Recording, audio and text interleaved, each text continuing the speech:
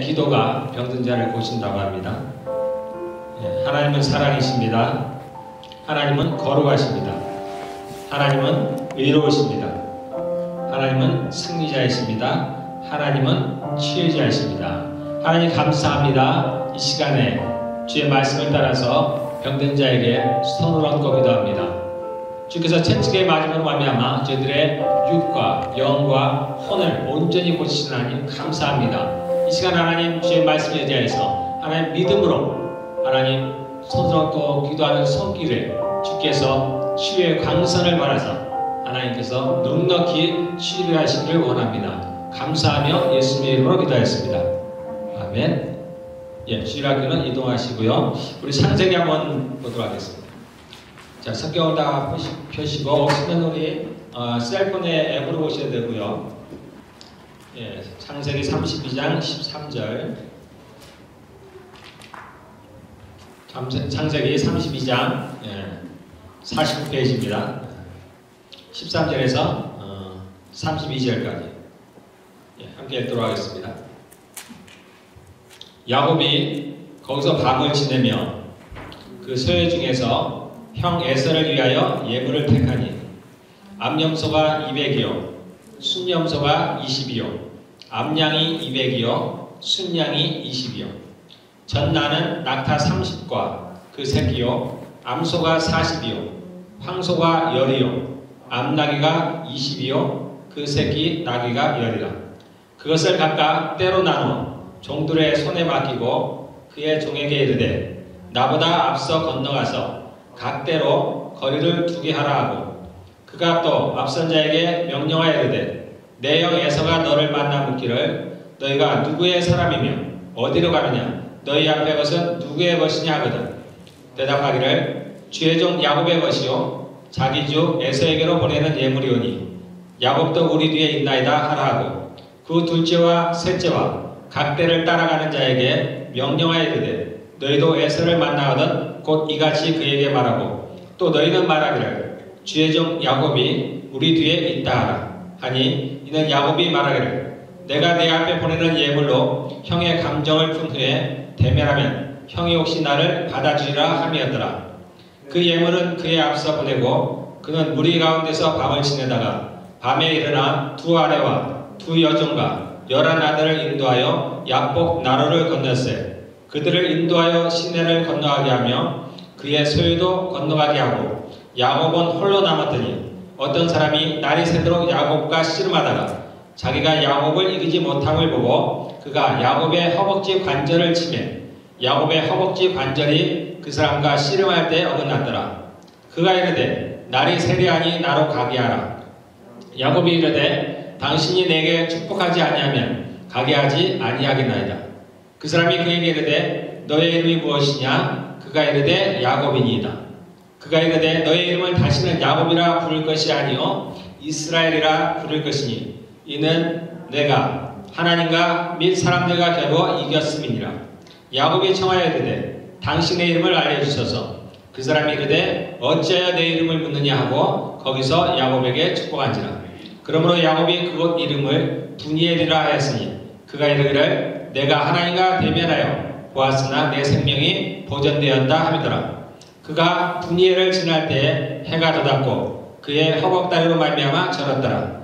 그 사람이 야곱의 허벅지 관절에 있는 둔부의 힘줄을 쳤으므로 이스라엘 사람들이 지금까지 허벅지 관절에 있는 둔부의 힘줄을 먹지 아니하더라. 아멘.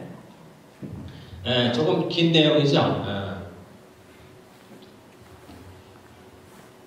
야곱이 누구냐면은 아브라함의 손자입니다. 아브라함의 손자. 하나님께서 아브라함을 택하셨는데 그에게 두 아들이 있었습니다. 이삭과 이스마엘이 있었어요. 두 명의 아들이 있었지만은 그 약속의 자녀, 약속의 자녀라면은 그 안에 이제 사라를 통해서 낳은 아들이 이삭이에요. 그리고 이제 이삭에게도 두 명의 아들이 있었는데요. 쌍둥이 아들입니다. 에서와 야곱이라는 두 아들이 있었어요. 야곱이 동생이에요. 쌍둥이인데 동생이었습니다.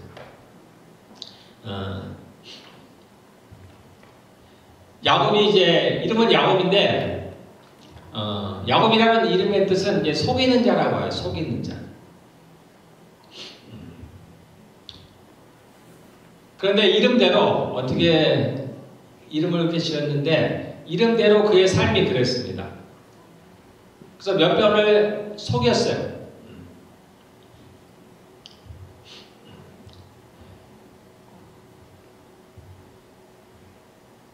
그랬는데 이 야곱이 나중에 이름이 바뀌어요. 이스라엘이라고 바뀝니다. 그 이스라엘이라는 나라 이름이 생긴 게 여기서 비롯됩니다. 야곱의 이름을 하나님께서 바꿔주셨어요. 지금 우리가 보는 대로 야곱을 축복하셨는데 뭘 축복하셨냐면 그의 이름을 바꿔주셨어요. 이름을 바꾼다는 얘기는 엄청난 겁니다. 엄청난 거예요. 우리가 자신의 이름을 바꿔도 전혀 새로운 삶을 살아가죠. 이전과는 다른 그러한 마음을 살아가요. 저도 여기서 이름을 바꿨습니다. 예, 제 공식적인 이름은 이제 조슈아인데 저는 이제 제가 여기 와가지고 많은 분들이 이제 영어로 이름을 바꾸는데 저는 제가 이름을 바꾼다는 거는 생각 안 했어요. 저도 자존심이 세가지고 내가 캐나다에 왔다고 해서 굳이 내 이름을 영어로 바꿀까 그런 마음으로 살아갔어요. 그러다가 제가 이제 여기 어쨌든 캘거리에 오게 되는데 어느 날 마음이 바뀌었습니다. 바뀌었어요. 하나님께서 제게 이름을 바꿔주시나 보다라는 마음이 와가지고 제가 그냥 미련없이 바꿨습니다. 우리가 이런 이름의 바꿈도 굉장히 큰 의미가 있는데 이 야곱은 하나님이 이름을 바꿔주셨어요. 그래서 이스라엘이라는 끝에 엘이 붙으면 끝이 아니라 엘이라고 이름에 히브리 사람들, 이스라엘 사람들에게 엘이 붙으면 그 엘은 하나님이라는 뜻이에요. 우리가 아는 대로 엘로힘, 뭐 다 엘이 붙었어요. 그래서 이스라엘 사람들에게는 엘이 붙은 이름이 굉장히 많습니다. 우리가 지난번에 뭐 에스겔, 그때 에스겔이라고 우리가 발음이 됐지만 끝에는 엘이에요. 엘. 우리가 아는 대로 다니엘, 뭐 어쨌든 많습니다. 엘은 하나님을 뜻하는데 하나님과 겨루어서 씨름해서 이겼다라는 뜻입니다. 그래서 야곱이 이 야복강에서 자신의 이름이 바뀝니다. 야곱의 인생의 한 터닝 포인트예요.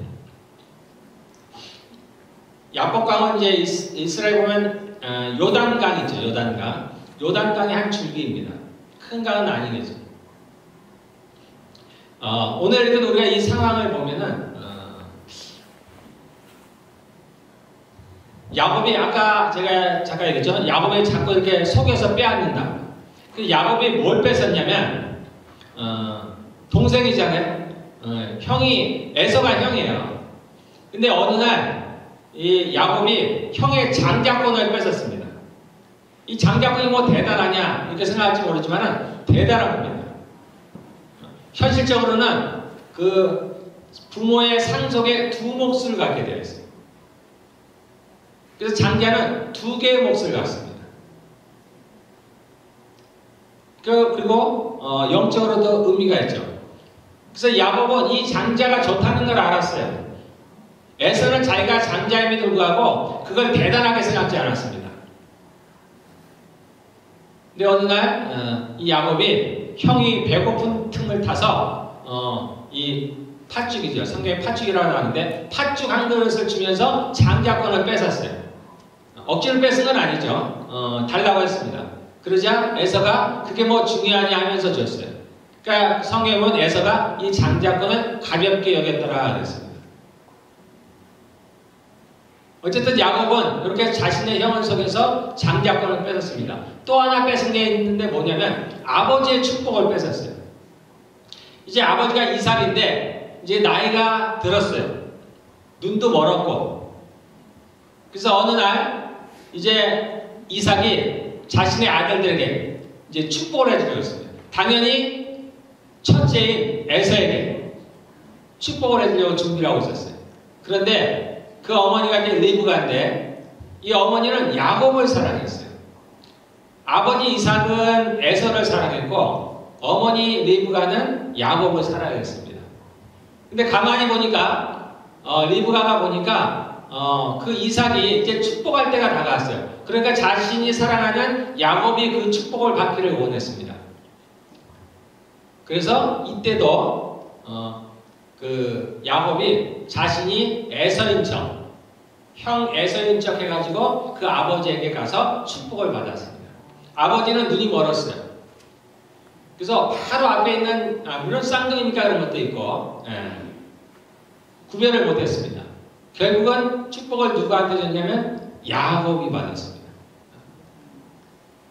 그러니까 에서가 이번에는 정말 화가 났어요. 예전에 자신이 장자권을 빼앗긴 것도 좀 화가 났는데 그런데 거기는 자신의 의지가 어느 정도는 들어가 있었어요.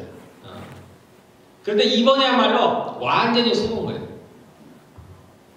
그래서 에서가 정말로 화가 나서 계획을 했습니다. 내가 이번에는 반드시 야곱을 죽이겠다라고 했습니다.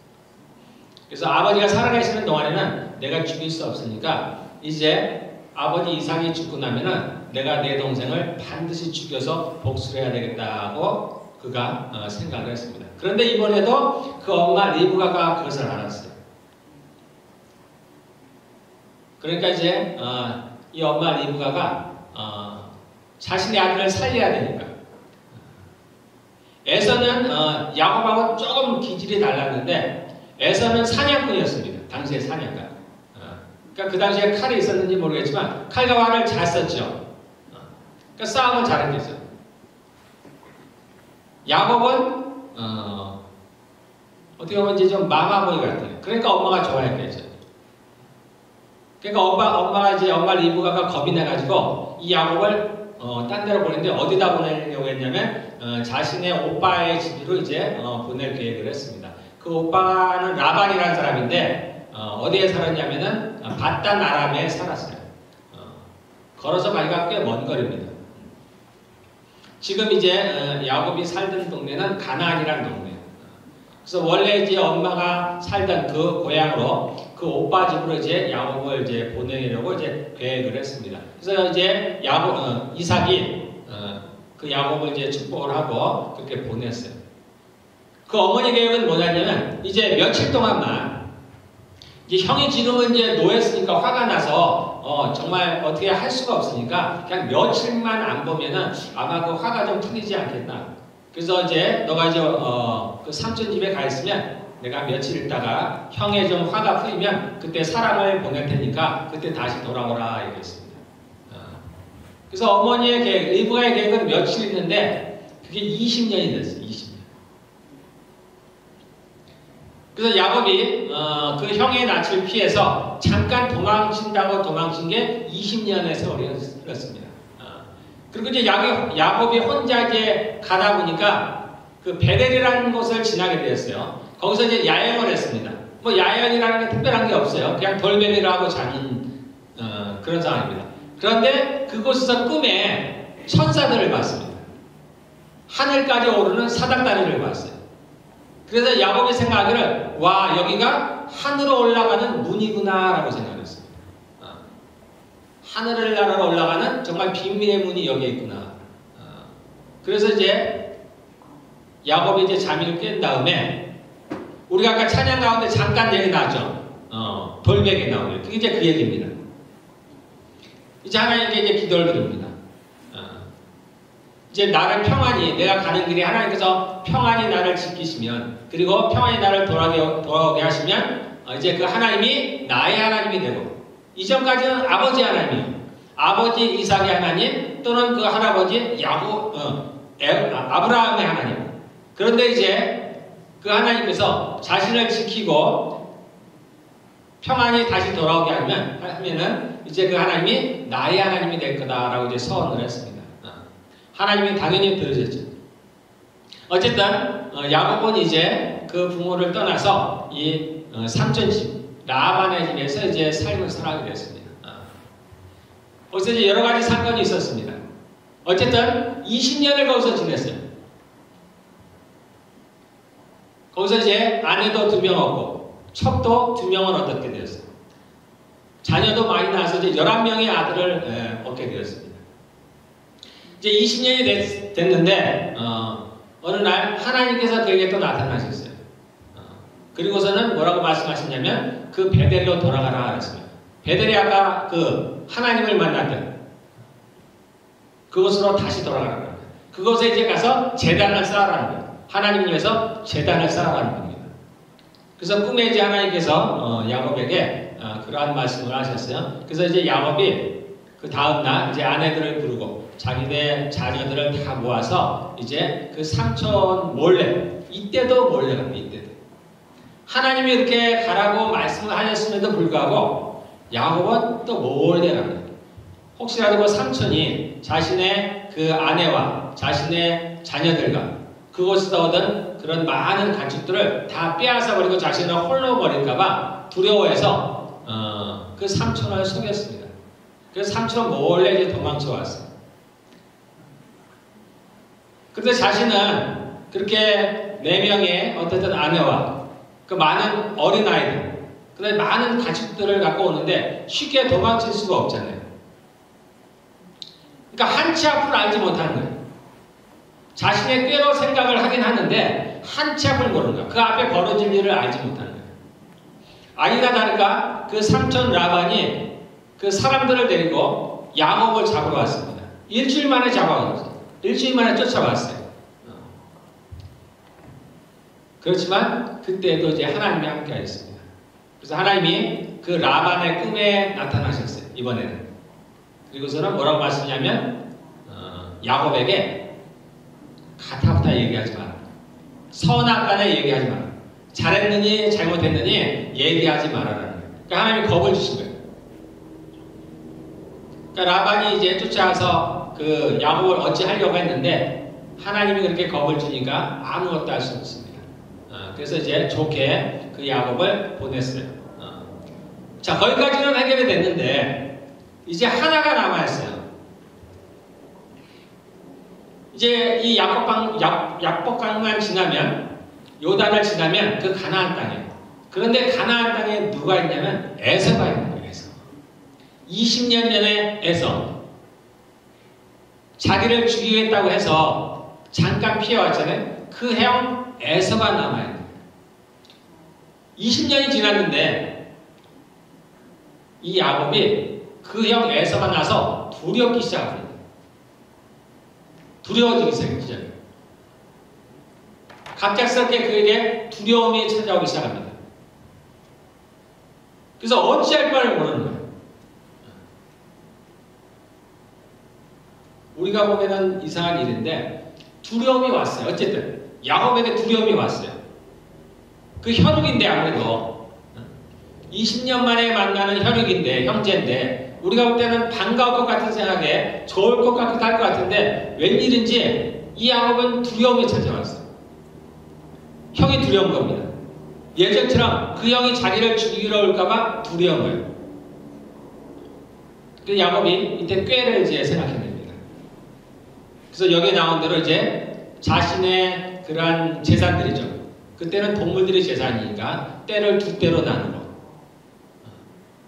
그래서 한쪽을 치면 한쪽이라도 살아남겠다 해서 나누기도 하고 또 여기 나온 대로 이제 그 에서에게 선물을 보냅니다. 예물을 보냅니다. 혹시라도 형 에서의 마음을 풀려고 이제 선물을 보냅니다. 그래서 자기 종 셋을 보내요. 근데 그것도 한 번에 보내는 게 아니고 야곱은 지금 굉장히 머리를 쓰고 있는 겁니다. 먼저 첫 번째 종을 보내고 조금 있다가 두 번째 종을 보내고 조금 있다가 세 번째 종을 보내고 그 전에 이제 그 종들을 보내기 전에 이 야곱이 에서에게 먼저 자기 종을 보냈어요. 한번 어떤가 정탐을 보낸 거예요. 에서의 마음이 어떤가, 그 형이 어떤가, 옛날에 그 마음을 그대로 갖고 있는가, 아니면 그 형이 보냈는가. 그 어떤 일 아니고 그 자기 종을 보냈습니다. 그래서 이제 야곱이 그 삼촌 집을 떠나서 그곳에서 한 20년을 살다가 돌아왔다는 걸 에서에게 알렸어요. 그래서 도대체 에서가 어떤 반응을 보려고 이제 했는데 에서와 가타부타 무슨 얘기가 없어요. 오히려 그가 자기가 이제 400명 이제 에서는 그때 이제 많은 종들이 있었습니다. 그래서 400명의 군사를 데리고 그 야곱을 맞으러 가는 거예요. 그랬는데 이게 야곱을 죽이러 오는 건지 또는 동생이니까 반가이 맞으러 가는 건지 이걸 알 수가 없는 거예요. 그러니까 종이 와서 그대로 이제 보고를 하니까 야곱이 알 수가 없어요. 그냥 본인을 반가워서 맞으러 온다 그러면 진짜 편하게 맞이할 텐데 이 종의 대답이 그렇지가 않은 거예요. 알 수가 없어요. 단지 그 형이 400명의 군사를 데리고 자기를 맞으러 온다는 거예요. 그러니까 이때도 이 야곱이 두려웠습니다. 자기를 죽이러 오는 줄 알았어요. 그래서 자기의 모든 재산을 빼앗고 옛날 그 아버지 이삭의 축복을 빼앗았던 자기에게 복수하기 위해서 오는가 보다 해가지고 두려워서 견딜 수가 없는 겁니다. 그래서 이제 그와 같은 꾀를 내는 거예요. 그래서 3명의 종들을 보내고 그들에게 많은, 지금 우리가 읽은 대로 많은 가축들을 보냅니다. 그래서 혹시라도 에서를 만나면 이게 뭐냐고 물을 때 야곱이, 동생 야곱이 보내는 그런 예물이라 하고, 그래서 첫 번째, 두 번째, 세 번째 이 정도 만나면은 야곱의 화가 조금 누그러지지 않을까. 그래서 자기에 대한 복수심이 사라지지 않을까. 야곱은 이제 꾀를 낸 겁니다. 그래서 이제 그 종들을 먼저 보내고 자신의 이제 아내들과 자녀들 아직 약복강을 건너기 전이에요. 그런데도 이 야곱이 그 두려움 때문에 견딜 수가 없는 거예요. 이게 하나님으로부터 온 두려움이에요. 자기가 어찌할 수가 없는 거예요. 상황은 우리가 볼 땐 우스운 상황입니다. 도대체 두려워할 필요가 없는 상황인데 이 야곱 혼자만 두려운 거예요. 그러니까 어쩔 수가 없어요. 그래서 이제 혼자 그 아내들과 자녀들을 두고 이제 혼자 이제 지내다가 어떤 사람을 만난 겁니다. 그 밤에. 여기는 이제 시험을 했다고요. 어떻게 시험을 했는지, 어떻게 싸움을 했는지 모르겠습니다. 뭐 누군가는 이것이 기도라고 얘기는 하는데 그냥 성경 그대로 받아들이면 어쨌든 씨름을 했어요. 그런데 야곱은 이 사람이 평범한 사람이 아니라는 건 알았습니다. 천사라는 건 알았어요. 그래서 어쨌든 간에 씨름을 하는 거예요. 죽기 살기로 싸워요. 뭔지는 모르겠지만 어쨌든 죽기 살기로 싸운 거예요. 야곱이. 결국은 천사가 이기지 못했습니다. 이제 날이 새려고 하니까 이제 나를 좀 보내달라 하니까 야곱이 그때 얘기하는 거죠. 당신이 내게 축복하지 아니하시면 내가 보낼 수 없나이다. 야곱에게는 지금 굉장히 심각한 상황이에요. 자기가 싸워서 이길 수 없는 상대가 자기를 죽이러 오는 겁니다. 그러니까 어떻게든 이 축복을 얻어야 되는 거예요. 결국은 이 천사가 야곱에게 축복을 합니다. 결국은 축복을 받아냈어요. 그 가운데 그런데 한 가지 그의 환도뼈를 쳤습니다. 엉덩이 뼈를 쳤어요. 그래서 그가 이제 절름발이가 되었습니다. 자, 지금 이제 요 상황이에요. 요 상황.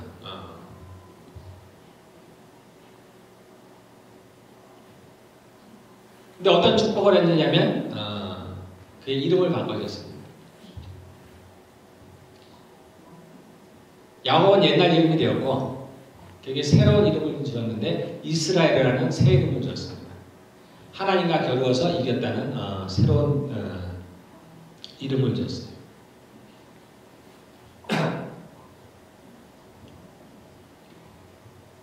우리가 아는 대로 이미 하나님께서 야곱을 택하셨어요. 뭐라고 하시냐면 내가 야곱은 사랑했고 에서는 미워했다 그랬습니다. 야곱이 무엇을 하기도 전에 그의 삶을 시작하기 전에 하나님께서는 이미 야곱을 택하셨어요. 그 얘기는 야곱의 인생에 하나님이 늘 함께 하십니다. 그를 늘 지켜주셨어요.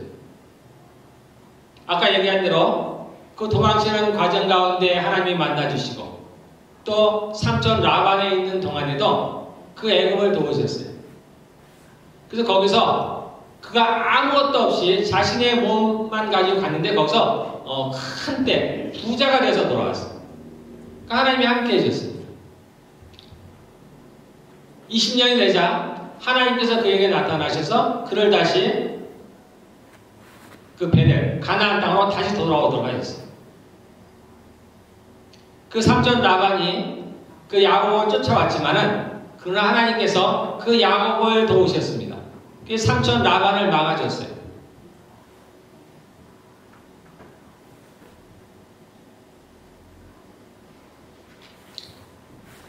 그래서 눈에 보이지 아니하시는 하나님께서 야곱의 전 인생에 함께 하시는 거예요.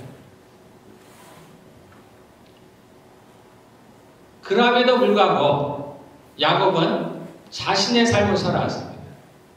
어떻게든 자신의 꾀를 내어서 그것을 쟁취하려고 했습니다.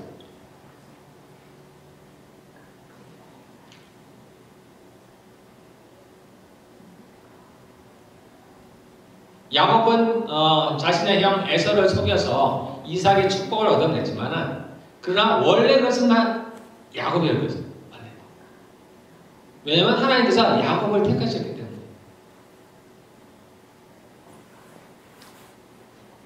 아브라함의 계보를 잇는 거예요. 예수님까지.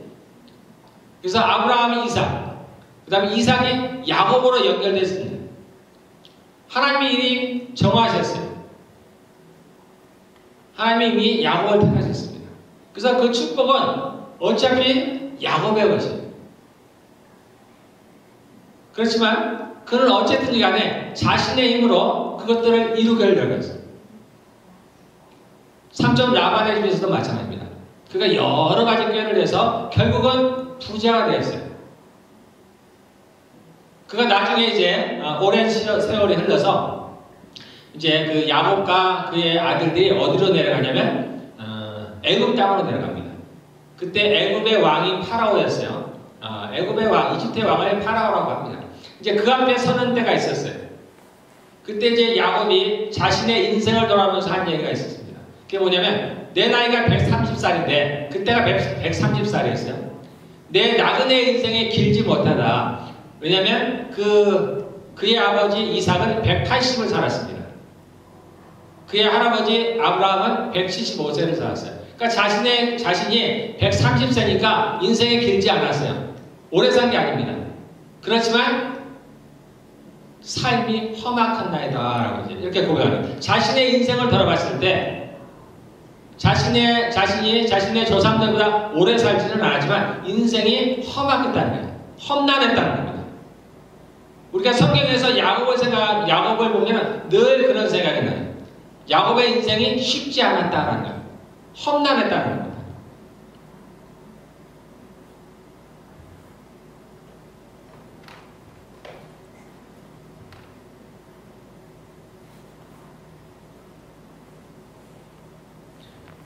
그러면 왜 야곱이 그런 험난한 인생을 살았을까?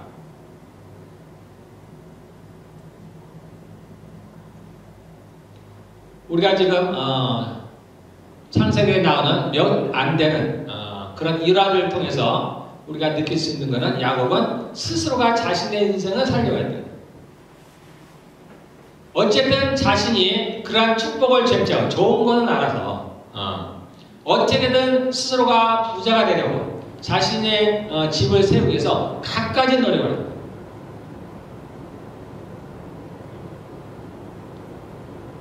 그러다 보니까 많은 어려움이 있어요. 그러지 않아도 그가 하나님 안에 있습니다. 하나님 손 안에 있습니다. 하나님은 당연히 야곱을 축복하기를 원하시고 축복을 하십니다. 그럼에도 불구하고 이 야곱은 그의 인생을 통해서 어찌하든지 본인이 자신의 것을 성취하여 그러다 보니까 삶이 고단했습니다. 힘들었습니다.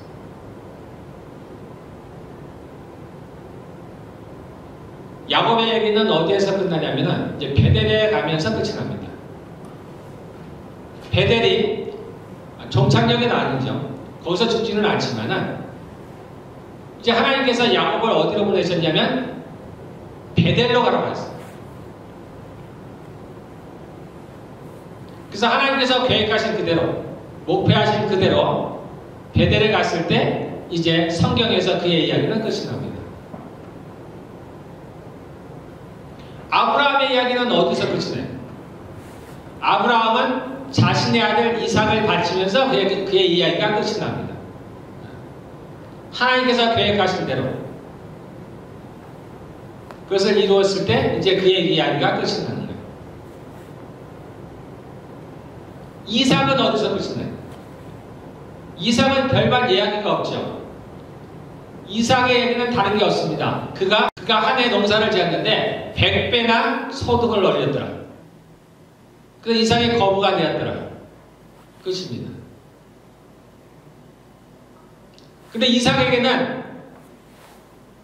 큰 일이 있었어요. 그 전에. 아까 얘기했죠? 아브라함이 자기 아들 이삭을 바칠 때가 마지막이라는데 이삭의 입장에서 보면은 자신이 죽을 위기를 겪었습니다. 자신이 제물이 되었어요.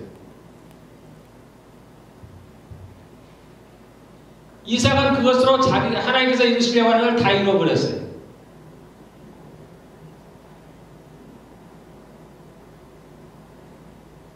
야곱은 이제 자신의 환도뼈가 위골되면서 새로운 인생을 맞이합니다. 그 전까지는 어찌하든지 간에 이 에서와의 이 관계를 잘 회복하고 이 상황을 잘 극복해서 이겨내려고 했는데 그의 뼈가 위골돼서 절름발이가 됐어요. 한마디로. 그러니까 희망이 다 사라져버렸습니다. 그는 지금까지 자신을 의지하면서 살아왔었는데 자신이 의지하는 자신의 몸이 이제 장애인이 되어버렸습니다. 절름발이가 되었어요. 400명의 군사를 끌고 온 형 에서를 피할 수가 없어요.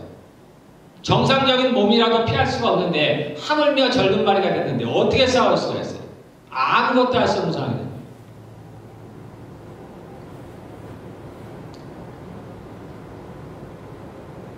그래서 야곱의 입장에서 보면은 절망적인 상황인데 사실은 이때가 그에게는 새로운 희망의 때입니다. 그는 이제 새롭게 살아갈 수가 있어요. 새로운 인생을 살아가는 겁니다. 이제는 자신을 의지하지 아니하고 그 하나님을 의지하면서 살아가는 겁니다.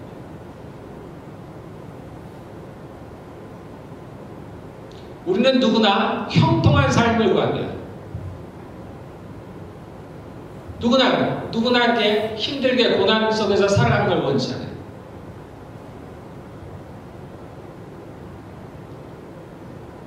우리를 향한 하나님의 계획은 이미 정해져 있습니다. 야곱은 베델까지 가야 돼요.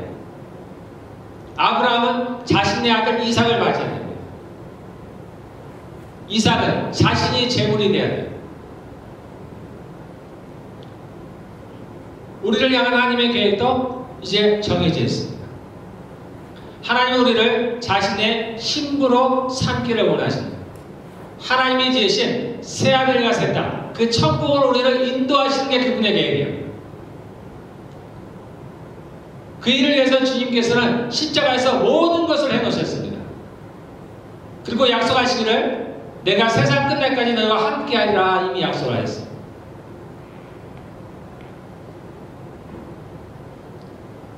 주님이 자신을 따라오라는 겁니다. 너희 자신을 의지하지 말고 나를 따라오라는 겁니다. 그건 언제든 마찬가지입니다. 구약이든 신약이든 마찬가지. 하나님을 따라오라는 겁니다.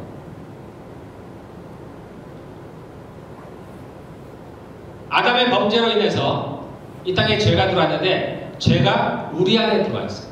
우리는 타락해버렸습니다. 우리는 온전한 길을 알지 못해요.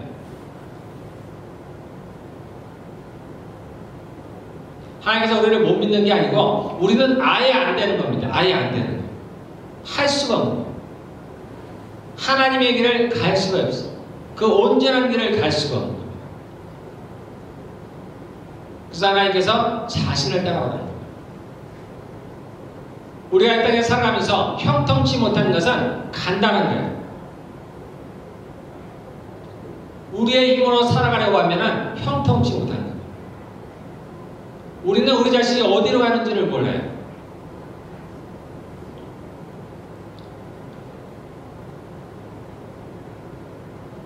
야곱은 마찬가지로 하나님의 자신을 베델로 가라고 했어요. 그러면 하나님께서 그를 지키셔서 그를 인도하실 텐데 그 하나님을 온전히 믿지 못하는 거예요. 그러니까 자신의 힘으로 그 베델을 가려고 하는 거예요. 그러니 고난이 겁니다.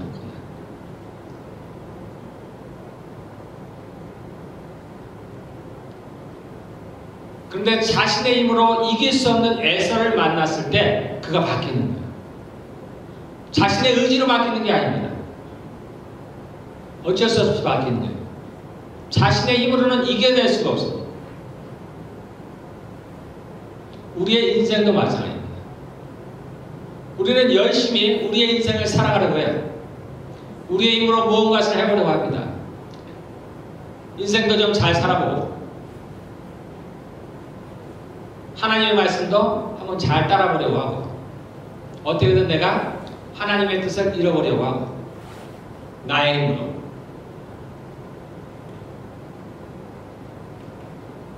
때때로 그런 일들을 이루어가기도 합니다. 그러나 결과로는 그걸로는 안 된다는 거예요. 할 수가 없다. 그래서 그가 계속해서 자신의 힘으로 그것을 이루어가려고 할 때는 마침내 그도 에서를 만나게 됩니다. 야복강을 만나게 됩니다. 그래서 자신의 힘으로는 어찌할 수 없는 그런 상황을 맞이하게 됩니다. 이거는 뭐 예외가 없어요. 이건. 그리고서 돌이킵니다. 많은 사람이 그래서 그러한 실패를 겪고 돌이킵니다. 근데 우리가 본 대로 이삭은 안 그랬어요. 이삭은 일찌감치 자신을 하나님께 드렸습니다. 자신의 의지와는 관계없지만 물론 관계가 있을 수도 있습니다. 그가 어린 나이지만은 아버지가 자신을 죽이려 할 때 반항을 할 수 있었을지도 모르겠어요. 근데 성경에는 전혀 그러한 얘기가 나오지 않습니다.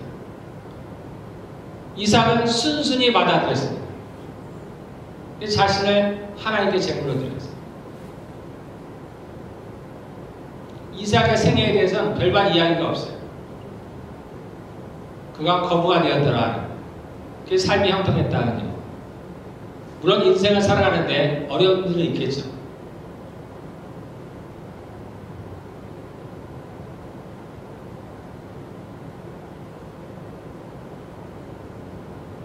야곱은 자신의 머리를 자랑했어요. 자신의 꾀를 자랑했어요. 이렇게 하면 되겠다라는.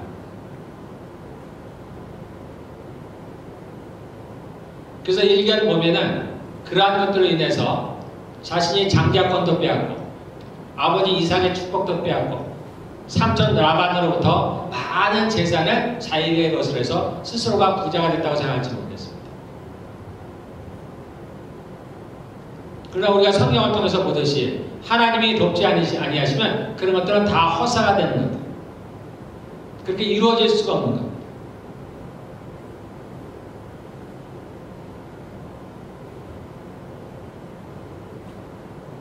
그가 하나님을 의지해서 살았다면 물론 가정입니다.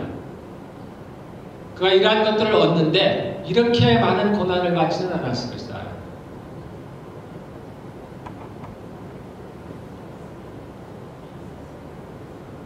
자, 많은 인생들이 사람들이 이 땅을 살아가면서 자랑할 것들이 있습니다. 저도 이 야곱의 이제 생애를 한번 돌아오면서 나의 생애는 어떠한가를 저도 한번 돌아보는 계기가 되었어요. 여러분들에게는 스스로가 자랑하는 것이 무엇이 있습니까? 우리가 젊을 때는 자신의 몸을 자랑하죠. 건강한 몸을 자랑하죠. 또는 내가 갖고 있는 기술, 남들과는 좀 다른, 좀 뛰어난 내 기술을 자랑하고, 또 나의 머리를 자랑하기도 하고, 나의 학력이든 나의 경력을 자랑하기도 하고.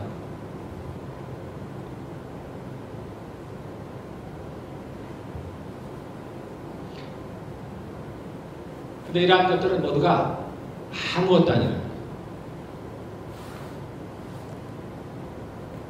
그래서 바울은 그래서 깨달았어요. 예수를 만난 다음에 그래서 깨달았습니다. 그리고 얘기하기를 그 모든 것들은, 바울은 아주 뛰어난 사람이었어요. 세상적으로 보면 아주 뛰어난 사람이었습니다. 그럼에도 불구하고 그가 이 모든 것들을 다 배설물로 여겼더라. 똥처럼 여겼다는 거예요. 그 모든 것들은 배설물에 불과하다. 오직 예수 그리스도를 아는 것이 가장 좋다는 것을 발견했습니다. 주님이 말씀하십니다. 너희의 인생이 무엇이냐라고 묻습니다. 여러분들 잠깐만 숨을 멈춰보세요.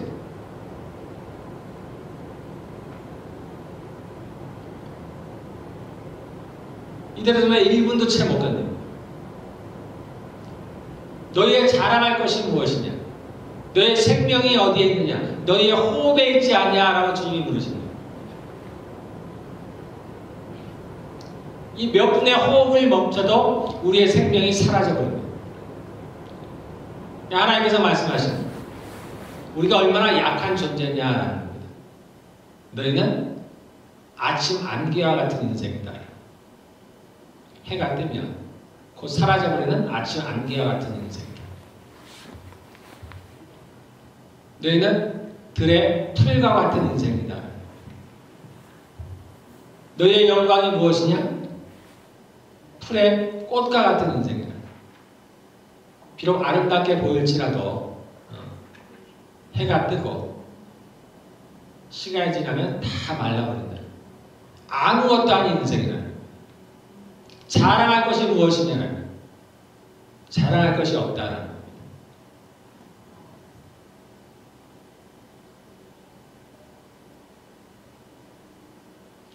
야곱이 그렇게 애를 써서 그 재산들을 모으고 아내와 자기 아들들을 가졌는데 하나님이 돕지 아니하시면 에서가 와서 쳤으면 순식간에 다 사라져버린 것 같아요.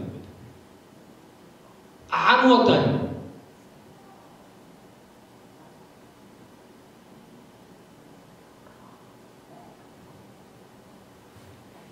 우리의 삶이 그러합니다. 우리의 삶이 100년이라고 쳐도 엄청나게 길 것 같은 인생이지만 잠시라는 거예요. 잠시. 이제 잠시 후면 우리가 그 하나님을 뵐 거라는 거예요.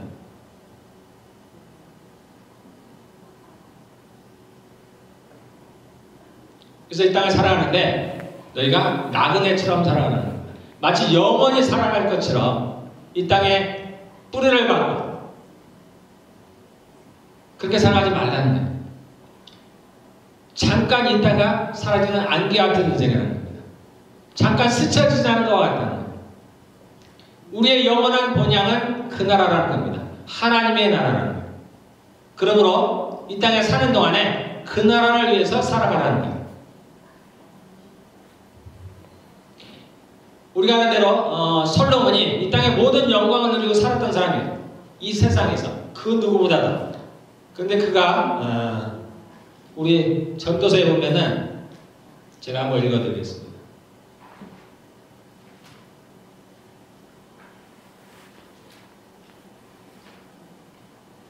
그가 말년에 전도서를 썼어요. 우리가 아는 대로 전도서의 대부분의 이야기가 무엇이냐면 헛되도라는 겁니다. 나띵이라는 거예요. 나띵. 이 세상에서 삶이 나띵이라는 겁니다. 아무것도 아니라는 거예요. 이 세상 인간이 누릴 수 있는 모든 영광을 그가 다 누렸는데, 모든 즐거움을 다 누렸는데 아무것도 아니라는 거예요. 어떤 악한 사람들은 이렇게 생각할지 모릅니다. 그는 이미 다 누려봤으니까. 이거는 아주 악한 생각이에요. 어리석은 생각이에요. 우리가 이런 걸 통해서 교훈을 받으라는 거예요. 우리가 그런 허무한 삶을 쫓아갈 이유가 아무것도 없어요. 솔로몬의 이러한 고백을 듣고 우리는 그러한 삶을 쫓아가면 안 됩니다. 그래서 그가 결론적으로 맺은 게 뭐냐? 11장 9절에 이런 말씀입니다.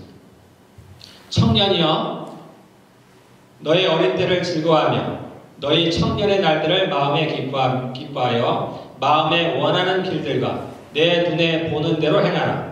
그러나 하나님이 이 모든 일로 말미암아 너를 심판하실 줄 알라. 마음대로 살아가라는 거예요. 마음대로. 너희 좋아하는 대로. 그런데 기억하라는 얘기예요. 이 모든 것들에 대해서 하나님께서 심판하신다는 거예요. 거꾸로 얘기하는 거죠. 그렇게 살지 말라는 얘기예요. 너희 마음이 원하는 대로, 너희가 원하는 삶을 마음대로 살아가지 말라는 얘기입니다. 하나님의 심판대 앞에 선다는 거예요. 후회할 일이 있다는 겁니다. 그러나 그때는 이미 후회해도 늦었다라는 거예요. 자, 12장에 한번 보겠습니다. 전도서 12장, 이게 마지막 장인데, 이제 결론처럼, 이 솔로몬이 결론처럼 이제 쓴 날입니다. 12절, 너는 청년에 대해 너의 창조주를 기억하라. 청년에 따르는 건 무엇이냐면, 뭐 나이가 젊다 그러는 것보다도 무언가를 할 수 있을 때, 너희가 청년의 때, 너희가 힘이 아직 남아있을 때, 너희 마음대로 살아가지 말고, 하고 싶은 대로 살아가지 말고, 무언가 할 수 있을 그때, 너의 창조주를 기억하라. 곧 곤고한 날에 이르기 전에, 곤고한 날이라는 건 이제 죽음의 때를 얘기하는 거예요. 곤고한 날에 이르기 전에, 나는 아무 낙이 없다고 할 해들이 가까이 전에, 아무것도 할 수 없을 때 그러한 때가 오기 전에 일찍 깨달으라는 얘기입니다. 빨리 깨달으라는 얘기예요. 마음껏 이 세상을 한번 살아보고 너희가 경험하고 싶은 거 다 살아보고 원하는 대로, 마음이 원하는 대로, 육체가 원하는 대로 그렇게 살다가 나중에 내가 예수님을 믿고 구원받지 그러지 말고, 이건 어리석은 사람이야. 나의 힘이 남아있을 때, 내가 주를 위해서 무언가 할 수 있을 때, 그때 창조주를 기억하는 겁니다. 이제부터 해와 빛과 달과 별들이 어둡기 전에, 비 뒤에 구름이 다시 일어나기 전에 그리하라.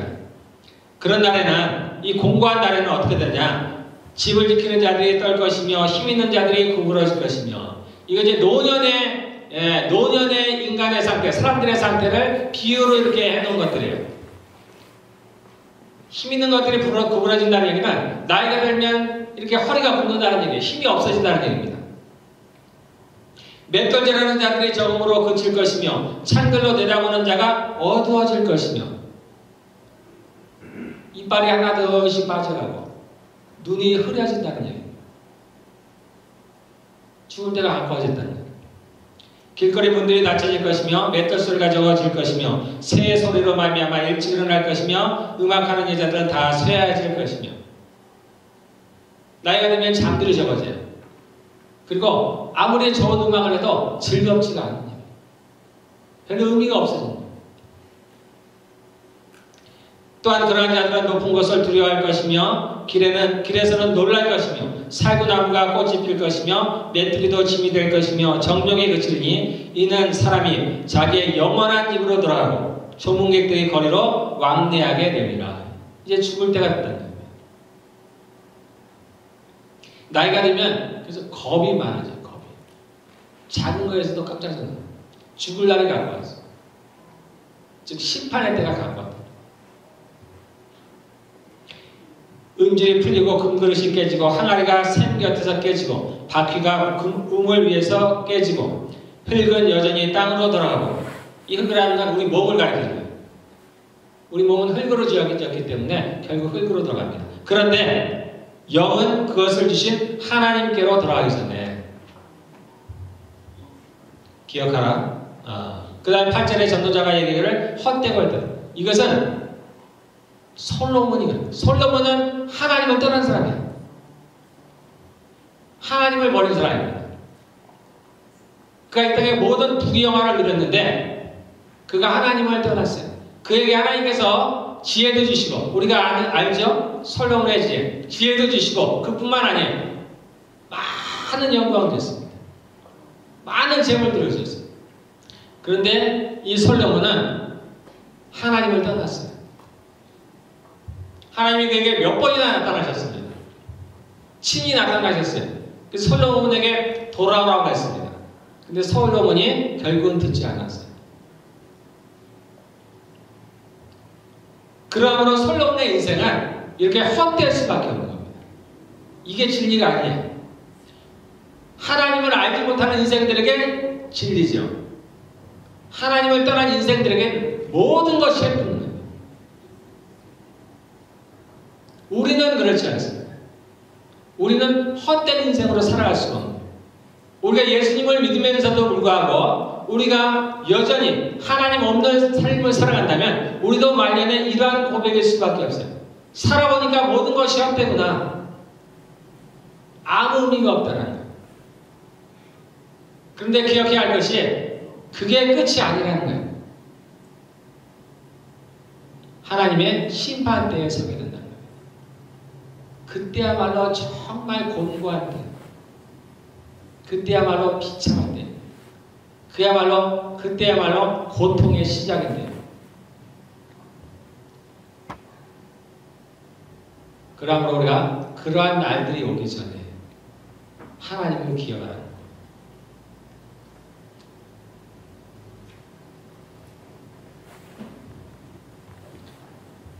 야곱이 자신의 꾀를 자랑했지만은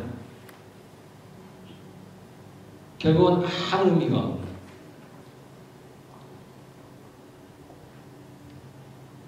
이 땅에서도 우리의 모든 자랑들을 내려놓고 우리가 누구인지를 알아야 돼요. 우리는 안개와 같은 인생뿐이 아니에요. 이 땅이 어떤지를 알아야 돼요. 이 땅은 잠깐 스쳐가는 거예요. 나그네같이 살아가는 겁니다. 우리에게 갈 본향이 있습니다. 우리의 힘있거든 하나님께 있다는 거예요. 하늘나라에 있다는 거예요. 여러분들 이걸 잊으시면 안 돼요.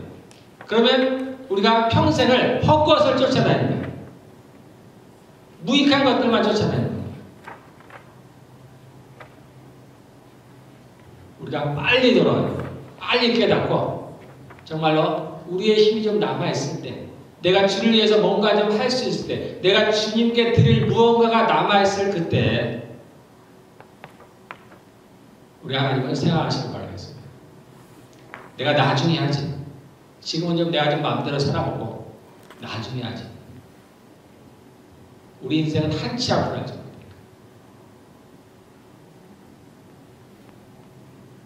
내가 1년을 살지 10년을 살지 누가 알 수 있습니까? 아무도 알 수가 없어요. 미래는 우리의 시간이에요. 그건 하나님께 있습니다.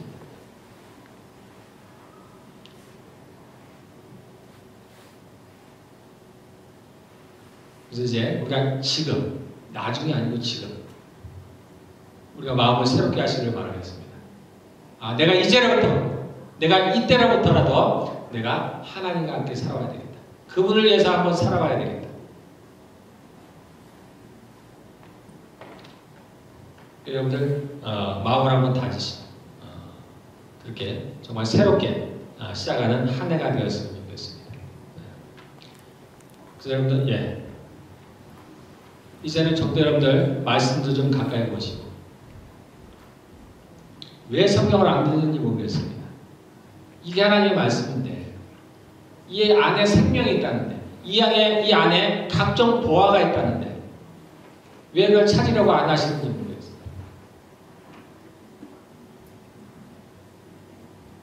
여러분 성경을 좀 더 가까이 하시고 읽어보시길 바라겠습니다. 그리고 하나님 앞에 여러분들 나가시길 바라겠어요.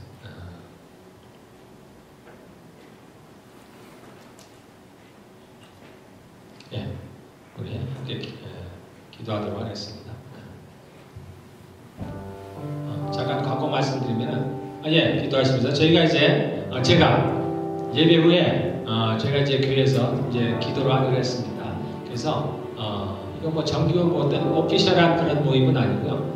영도의 마음이 원하는 분들, 정말 성령의 이끌림이 있고 또는 본인의 그런 마음이 있는 분들은 우리가 따로 이렇게 기도할 시간들이 지금 없는데 예배 후에 여기서 제가 지난주에 한번 해봤습니다. 갑자기 이제 어쨌든 저도 갑작스럽게 했는데 좋더라고요. 그래서 저희가 예배 후에 다 모임을 마치고 돌아갈 분들은 돌아가고 그 후에 나와서 제가 기도를 하려고 하니까 혹시라도 원하시는 분들은 함께해도 되겠습니다. 자유롭게 기도할게요. 뭐 이렇게 성경 공부를 하는 것도 아니고 뭐 말씀을 나누는 것도 아니고 아무것도 아니고 그냥 각자 개인 기도하는 거예요. 하나님을 정말 부르짖어서 찾는 그러한 한 해가 되었으면 좋겠습니다. 그래서 저뿐만 아니라 우리 모두가 성령의 충만함을 입어요.